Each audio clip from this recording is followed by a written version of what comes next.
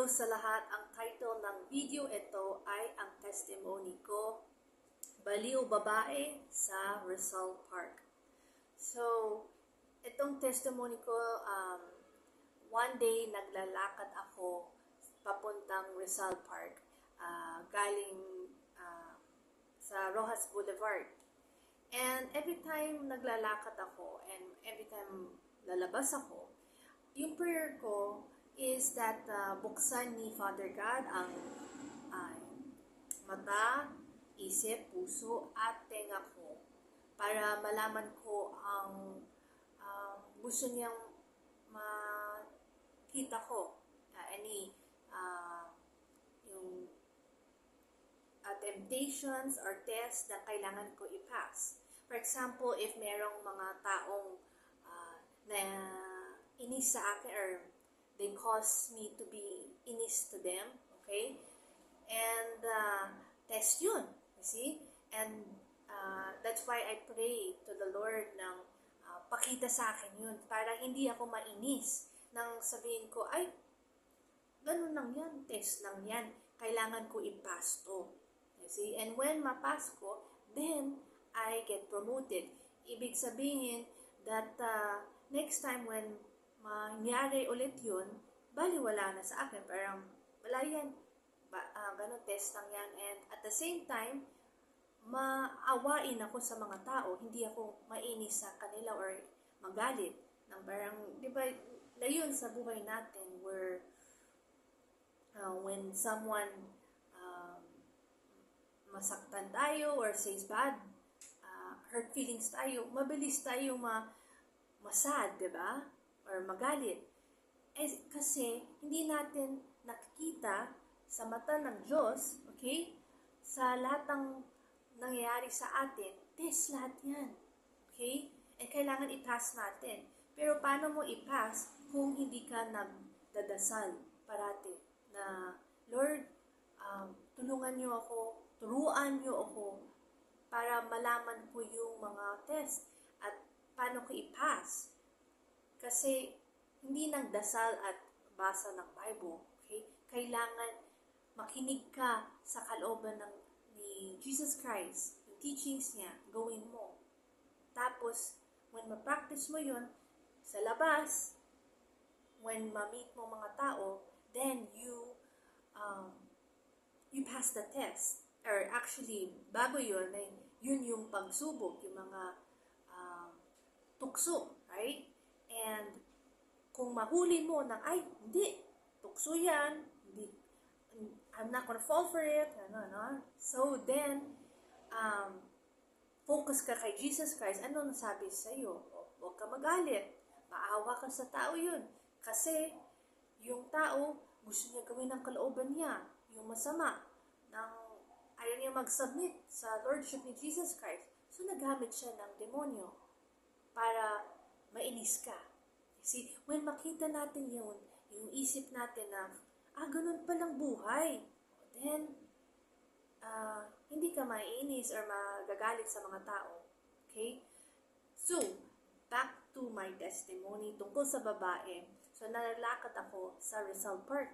And nakita ko, itong babae, baliw. Okay? Alam ko baliw kasi nasa sahig siya and merong tubig na madumi sa sidewalk. And naglalaro siya sa tubig. Parang bata. Okay? And then, when naglalakad ako, kasi kailangan ko to pass through her, papuntang Rizal Park. So, nagpa-pray ako, Lord, alam ko you protect me, I say, and yung importanteng prayer ko ng parati is, I keep your peace, Lord Jesus Christ. Hindi ako ma-affectong sa tao to. Kasi alam ko yung babae, meron na siyang mga daming evil spirits. Kasi kung mga baliw people, meron silang demon possessed, right? So, anong kailangan natin gawin? Hindi natin pwedeng tulungan sila. Kasi they gave in yung buhay nila kay Satan. Unless order ni Father God, okay? Tulungan natin. Pero sa akin that time, it was a test. So, I said, Lord, gusto ko nang i-keep yung peace. Okay? And so, I kept praying to Mommy Holy Spirit na, Mommy, please help me. Just keep my peace. And sabi ako ni Mommy Holy Spirit, focus lang kay Jesus Christ. Huwag ka matakot. Walang kailangan matakot. Okay? Just keep walking forward. And so, nag-focus lang ako, walk forward. Hindi ko napansin yung babae. Tapos, when mga, sa mga, ganun, 20 yards ahead of me, or nalakad na ako, narinig ko, ang lakas ng boses. Yung sigaw ng babae. Ganun. Talagang tantrum. Wala man na nasa paligid niya. Walang tao. Okay? And then, parang yung feeling ko na kita ko sa na God showed me is that she was, yung iyak niya, parang she was sa impyerno. Na iyak ng, ayoko tong apoy, napapaso ako. So then, I was like, bakit nangyari ganun? Ano yun? So I prayed, okay? I prayed when I got back home. And pakita sa akin to sa panaginip ko ni Father God that yung babae, when lakad ako, next to her, kasi kailangan ko to go to Rizal Park, the devil, nakita nila yung Holy Spirit, si Mommy, sa loob ko. And so, natakot sila na galit. And so, natantrum. Because I kept praying. Because I kept communicating kay Holy Spirit, Mommy, na that nakita nila si Jesus Christ sa loob ko. Okay? And ganun ang mangyayari sa atin when close tayo kay Jesus Christ at si Mommy Holy Spirit dito and Father God na sundin natin ang kalooban niya. Parang mapapaso ang demonyo sa powers of the Holy Spirit in you if nasundin mo ang kalooban ng Diyos. So, I was like, that's cool. Like, that is awesome. Like, parang nakita ang demonyo na takot sila sa akin. Kasi submissive ako kay Jesus Christ and nagawa kong kalooban ng Diyos. And focus lang ako kay Jesus Christ. See? So, the more na-encourage ako ng, wow, wala akong kailangang matakot kasi yung mga demonyo pala natakot sa akin. See? So, that's what kailangan natin gawin. Huwag kayo matakot sa mga tao o sa mga demonyo, anuman. Dapat sila matakot sa iyo kasi nakita nila si Jesus Christ sa loob mo and si Mommy Holy Spirit and Father God kasi nagawa mo ang kalooban ng Diyos parati sa buhay mo. Yun ang goal natin. Pero kung yung mga demonyo nakakita nila,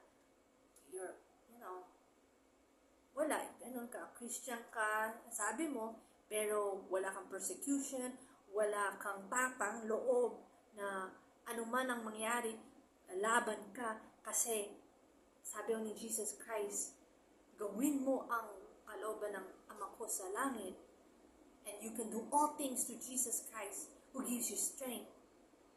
Then,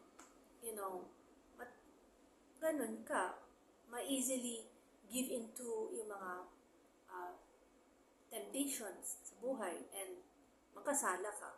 And ang dami mga Kristiyanong ganun na yun. You see?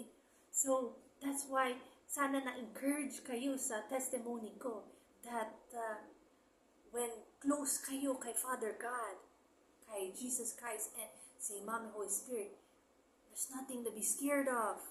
See? Ang sayang buhay, parang, meron akong protection. Hindi makita mga tao na meron akong talagang yung angels, okay? Kailangan makita mo sa spirit. Hindi parang sa, di ba, madaming mga mayaman na meron silang bodyguards. Pero yung bodyguard ko ay invisible. Isn't that cool? So, and natatakot ang lahat ng demonyo. So, that is awesome and masaya ako doon. And sana na-encourage kayo And please share this testimony of mine para mas madaming mga tao na makita na ay, hindi pala tayo kailangang matakot. Especially mga Pilipino. Kasi, di ba, over time, yung sa culture natin, traditions natin, kasi sa mga stronghold sa isip natin ng mga stories na nasabi sa atin na mabilis tayo matakot. Pero there's nothing to be afraid of. Basta, close kayo kay Jesus Christ. Ganyan, kapit, ha? And matatakot lahat ng mga evil sa buhay mo. Evil spirits, evil people, lahat. Sila dapat matakot sa iyo. Hindi ikaw matakot sa kanila. Okay? Tandaan nyo yan. So, this is the end of the video. May Jesus Christ bless you.